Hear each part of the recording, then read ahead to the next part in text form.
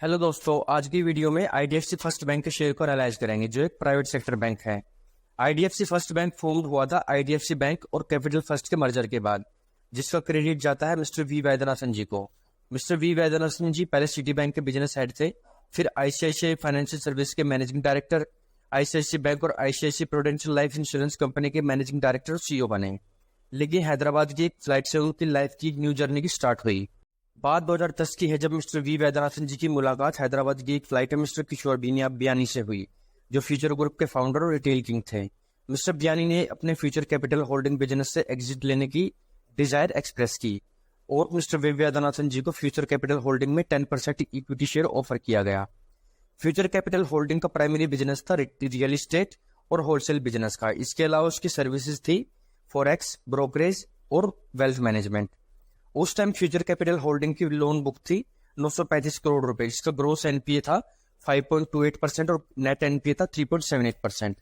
Mister V Vaidyanathan ji ने future capital holding का नाम चेंज कर दिया था कैपिटल फर्स्ट में, और स्मॉल रिटेल लोन्स 12,000 से लेकर 30,000 रुपए तक को इनिशिएट किया एज प्रोटोटाइप, जिससे इन्वेस्टर को प्रेजेंट करके किया जा सके for funding. Mister V Vaidyanathan ji ने कई इन्वेस्टर को पिच किया और एक बार दिल्ली फ्लाइट में उनकी मुलाकात हुई मिस्टर नरेंद्र ओट्सवाल से, जो वारबर्ग पिकनस से थे। मिस्टर वी वैद्यनाथन जी ने उनको अपनी प्रेजेंटेशन और पैशन के बारे में अवेयर किया। मिस्टर वी वैद्यनाथन के एफर्ट और वालेस पिकनस की सपोर्ट से बैंक में 810 करोड़ रुपए की इन्वेस्टमेंट आ गई। 2010 से पहले जहां लोन बुक 935 करोड़ रुपए थी और रिटेल लोन सिर्फ 10% था, वो बढ़कर 2018 में 32,000 करोड़ हो गया और रिटेल लोन बुक 90% तक चलेगी। वही ग्रोस एनपी 1.5 to 1.7% हो गया और नेट एनपीए 1.5 तक आ गया था। आईडीएफसी लिमिटेड ने जुलाई 2015 में बैंकिंग लाइसेंस एक्वायर किया और जनवरी 2018 में आईडीएफसी बैंक और कैपिटल फर्स्ट का मर्जर अनाउंस हो गया। करंटली आईडीएफसी फर्स्ट बैंक की 809 ब्रांचेस हैं और 925 एटीएम्स हैं। Total customer deposits pre merger 28,370 crore रुपए था, जो ईयर ऑन ईयर बढ़कर मार्च 2019 में 40,504 करोड़ रुपए, मार्च 2020 में 57,719 करोड़ रुपए, मार्च 2021 में 82,725 करोड़ रुपए, मार्च 2022 में 93,214 करोड़ रुपए और मार्च 2023 में 1,36,812 करोड़ रुपए हो गया है। Total deposits year on year 47 से ग्रो हुए हैं और 4 ईयर में 36% सीएजीआर से।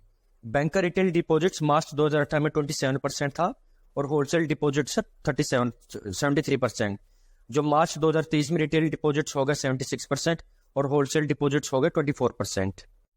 प्रोडक्ट्स ऑफरिंग, बैंक की प्रोडक्ट्स ऑफरिंग है कॉर्पोरेट लैंडिंग में term loan, corporate bonds, cash credit etcetera.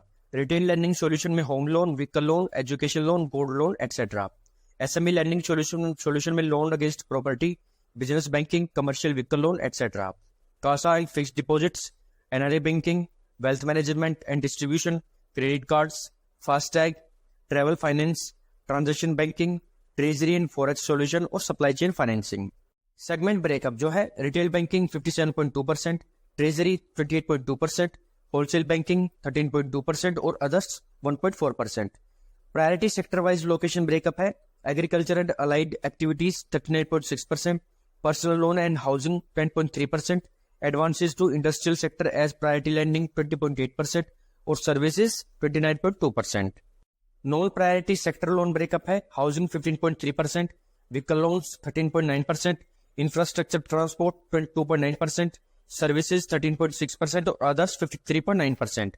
Total loan breakup है, financial institutional group 8%, wheels 10%, rural micro finance 11%, consumer loan 13%, mortgage loans 23% और others 22.8%। Fundamental analysis, market cap 58,026 crore rupees, book value 39.1 rupees, industry P 11.6, bank P 119.9, price to book ratio 2.12, interest coverage ratio 1.33, PG ratio 0.86, dividend yield 0%, debt to equity है 7.8, जो bank और NBFC के case में higher ही होती है because of business model. EV to EBITDA है 15.5, ROE 10.6%, ROC 6.59%, sales growth last 5 years की 11.8%, प्रॉफिट ग्रोथ लास्ट 5 ईयर्स की है 42.2%। शेयर होल्डिंग पैटर्न, प्रमोटर के पास 39.3% स्टेक है, जो लास्ट क्वार्टर के कंपैरिजन में कम हुआ है। म्यूचुअल फंड्स के पास 9.49% स्टेक है, जो लास्ट क्वार्टर के कंपैरिजन में कम हुआ है। एफआईआई के पास 24.48% स्टेक है, जो लास्ट क्वार्टर से बढ़ा है, और पब्लिक के पास 26.66% स्टेक है जो लास्ट क्वार्टर से कम हुआ है। आप जानेंगे बैंक के फाइनेंशियल्स के बारे में। रेवेन्यू, बैंक का रेवेन्यू मार्च 2019 में 12,204 करोड़ रुपए था, जो बढ़कर 2021 में 15,968 करोड़ रुपए, 2022 में 17,173 करोड़ रुपए और 2023 में 22,728 करोड़ रुपए हो गया है। इंटरेस्ट, बैंक का इंटरेस्ट इनकम भी मार्च 2019 में 8,743 करोड़ से बढ़कर 2023 में 10,091 करोड़ हो गई है। फाइनेंसिंग प्रॉफिट, जो बैंक की फाइनेंसिंग प्रॉफिट नेगेटिव है, जो है 2019 में -1241 करोड़ रुपए, 2020 में -3,748 करोड़ रुपए, 2021 में -1,350 करोड़ रुपए, 2022 में -2,615 करोड़ रुपए और 2023 में -701 करोड़ रुपए। फाइनेंसिंग मार्जिन परसेंटेज, बैंक की फाइनेंसिंग मार्जिन परसेंटेज भी नेगेटिव है, जो 2019 में -10%, 2020 में -23%, 2021 में -8%, 2022 में -15% और 2023 में -3% है। अदर इनकम, बैंक की अदर इनकम लगातार बढ़ी है, जो मार्च 2019 के 824 करोड़ से बढ़कर 2021 में 2,211 करोड़ रुपए, 2022 में 3,173 करोड़ रुपए और 2023 में 4,467 करोड़ रुपए हो गई है। नेट प्रॉफिट, बैंक का नेट प्रॉफिट 2019 में -1,908 करोड़ रुपए था, 2020 में -2,843 करोड़ रुपए था बिकॉज ऑफ हाई प्रोविजनिंग, लेकिन 2021 में 483 करोड़ रुपए, 2022 में 132 करोड़ रुपए और जो 2023 में 2,448 करोड़ रुपए है, जो हाईएस्ट एवर प्रॉफिट है। EPS, earning per share, bank का ईपीएस 2019 और 2020 में नेगेटिव है, लेकिन 2021 में 0.85 रुपीज, 2022 में 0.21 रुपीज और 2023 में 3.75 रुपीज हो गया है। बैंक ब्रांचेस दिसंबर 2018 में 206 थी, जो 4.2 टाइम्स ग्रो होकर 862 हो गई है इन सितंबर 2023। Kasa ratio means current account and saving account, जो मार्च 2018 में 11.5%, दिसंबर 2018 में 8.7% थी, वो 2020 में 31.9%, 2021 में 51.7%, 2022 में 48.4% और 2023 में 49.8% हो गई है। बैंक की कासा रेशियो अप्रोक्स 50% पर स्टेबल है। Gross NPA and net NPA history, bank का ग्रोस एनपीए और नेट एनपीए मार्च 2011 में 0.25% और 0.06% था, जो 2013 में 0.98% और 0.67% हो गया था बिकॉज ऑफ इकोनॉमिक स्लोडाउन। उसके बाद बैंक एनपीए और नेट एनपीए बढ़ गया था इन demonetisation, GST inclusion, IL and FS crisis और कोविड वेव में। बैंक का ग्रोस एनपीए और नेट एनपीए 2021 में 4.01% और 1.9% हो गया था, जो अब 1.65% और 0.5% है in March 2023। Category wise gross NPA net NPA जो है, लोन अगेंस्ट प्रॉपर्टी 2.79% और 1.17%, कंज्यूमर लोन्स 1.84% और 0.15%, व्हीकल फाइनेंसिंग 1.83% और 0.66%, credit card 1.65%, 0.41%, digital gold loan 1.8%, 0.4%, consumer financing 1.43% और 0.46%, होम लोन्स 1.06% और 0.4%, रूरल फाइनेंसिंग 0.9% और 0.17%, रिटेल, रूरल और एसएमई 1.5% और 0.55%। कलेक्शन एफिशिएंसी परसेंटेज ट्रेंड जो है 99.4% to 99.6%। Higher percentage means better for bank. Provision coverage ratio percentage, bank का provision coverage ratio 2019 में 48.67% था, जो 2020 में 66.4%, 2021 में 63.57%, 2022 में 70.29% और 2023 में 80.29% हो गया है।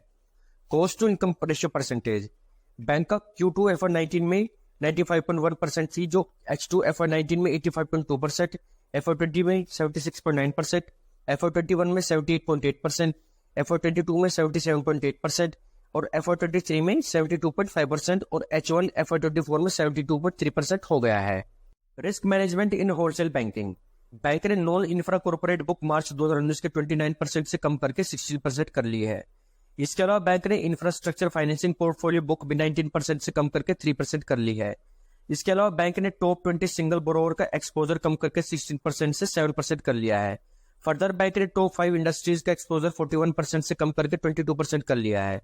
बैंक की रिस्क मैनेजमेंट स्ट्रेटेजी बैंक के लिए ग्रोथ ड्राइवर भी बनी है। Less riskier loans means more profit और more growth. Category wise provision coverage ratio है, retail, rural and SME finance का 44.56% से 85.06%, नॉन इंफ्रा कॉर्पोरेट बुक्स का 40.595% से 97.73%, टोटल बैंक लेवल्स का 48.67% से 84.09%, और total bank level excluding infrastructure financing book का 44.96% से 87.71%। बैंक की average provision coverage ratio percentage 84.09% हो गई है। बैंक का core pre provisioning operating profit है H1 FY19 pre merger 397 crore rupees, H2 FY19 post merger 11,500 crore rupees, FY20 में 1764 करोड़ रुपए, FY21 में 1909 करोड़ रुपए, FY22 में 2,753 करोड़ रुपए और FY23 में 4,607 करोड़ रुपए। बैंक की बैलेंस शीट ग्रोथ है FY20 से 21 9%, FY21 से 22 17%, FY22 से FY23 26%।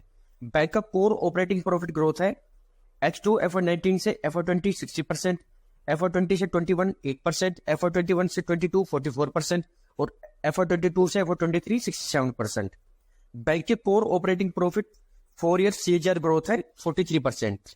ROE परसेंटेज FY21 में 2.73%, FY22 में 0.75%, FY23 में 10.43%, H1 FY23 में 9.54% और H1 FY24 में 11.36%। Return on asset ROA percentage FY21 में 0.29%, FY22 में 0.08%, FY23 में 1.13%, H1 FY23 में 1.02%, H1 FY24 में 1.2%। बैंक की FY23 में परफॉर्मेंस है लोन्स एंड एडवांसेस 1,60,599 करोड़ रुपए, जिसमें ईयर ऑन ईयर ग्रोथ है 24%।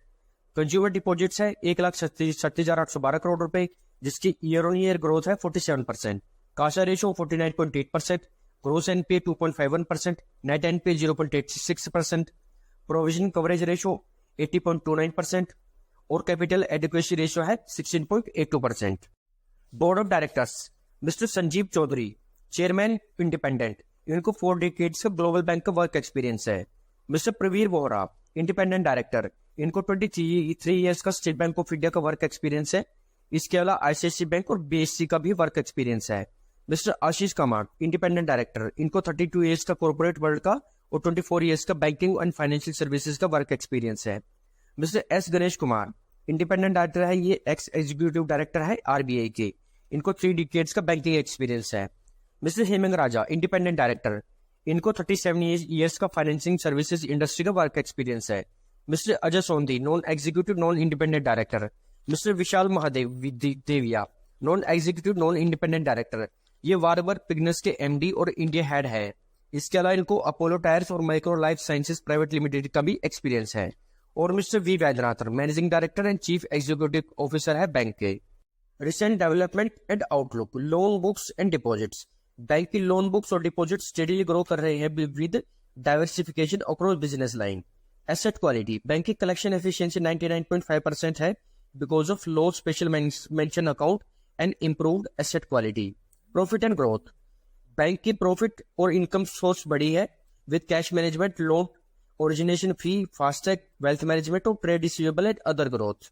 इसके अलावा टूल्स, थर्ड पार्टी डिस्ट्रीब्यूशन से बैंक की रेवेन्यू बढ़े हैं।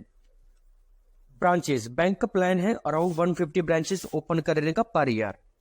Credit cards and co branding, bank ने co branding credit cards launch किए हैं। मल्टीपर्पज कार्ड्स के लिए कम बैंक ओपन है। बैंक की एक्सपेक्टेशन है healthy ROE in credit card business जो 24 to 25% ग्रो होगा over the time. Liability and deposits growth, bank को उम्मीद है in deposits growth, CASA ratio growth, brand visibility, service quality improvement की। और इंडस्ट्री आउटलुक, इंडस्ट्री ग्रोथ से SME और retail lending market open होगी, जिससे डाटा अवेलेबिलिटी इंप्रूव होगी, बैंक की ग्रोथ भी बढ़ेगी। अवार्ड्स, बैंक को सितंबर 21 में best consumer digital bank of India, इसके अलावा इकोनॉमिक टाइम्स में बेस्ट ब्रांड्स का और बेस्ट कॉर्पोरेट गवर्नेंस बैंक 2023 का और दूसरे कई अवार्ड्स भी मिल चुके हैं।